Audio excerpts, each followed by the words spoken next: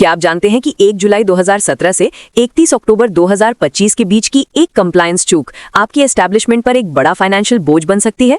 और क्या हो अगर सरकार आपको उस इतिहास को सुधारने का एक शानदार अभूतपूर्व मौका दे? पेश है एम्प्लॉइज एनरोलमेंट स्कीम 2025। ये श्रम और रोजगार मंत्रालय की एक गेम चेंजिंग पहल है जिसे ईपीएफओ के 73rd फाउंडेशन डे पर लॉन्च किया गया है। ये स्कीम जो 1 नवंबर 2025 से 30 अप्रैल 2026 तक लागू है, एम्प्लॉयर्स और एम्प्लॉइज दोनों के लिए सोशल सिक्योरिटी का एक नया अध्याय लिखने आई है। ये स्कीम उन सभी एस्टैब्लिशमेंट्स के लिए है, चाहे वो नए हों या पुराने, जिन्होंने 1 जुलाई 2017 से 31 अक्टूबर 2025 के बीच किसी भी कारण से अपने एलिजिबल एम्प्लॉइज को ईपीएफ, ईपीएस या ईडीएलआई स्कीम्स में एनरोल नहीं किया था।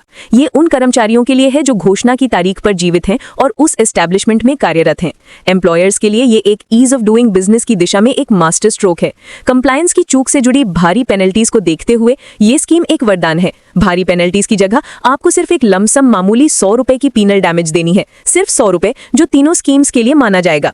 यहाँ तक कि अगर आपके एस्टैब्लिशमेंट के खिलाफ सेक्शन 7A या अन्य जांच चल भी रही है, तब भी आप इस स्कीम का लाभ उठाकर अपनी लायबिलिटी को सिर्फ 100 रुपए तक सीमित कर सकते हैं।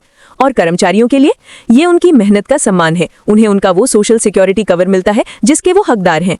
सबसे बड़ी राहत, अगर एम्प्लॉयर ने पिछली अवधि का एम्प्लॉई शेयर यानी कर्मचारी का हिस्सा उनकी सैलरी से नहीं काटा था, तो वो पूरी तरह से माफ है।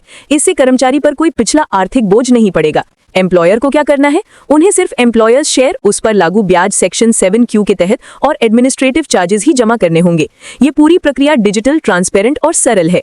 एम्प्लॉयर्स को उमंग ऐप के जरिए हर घोषित कर्मचारी का face authentication based UAN generate करना है और ईपीएफओ पोर्टल पर अपना ऑनलाइन डिक्लेरेशन फाइल करना है। उन एम्प्लॉयज के लिए जो संस्था छोड़ चुके हैं, उन पर ईपीएफओ कोई सुओ मोटो एक्शन नहीं लेगा। बस शर्त यह है कि आप अपने सभी मौजूदा एलिजिबल कर्मचारियों को इस स्कीम में डिक्लेयर करें।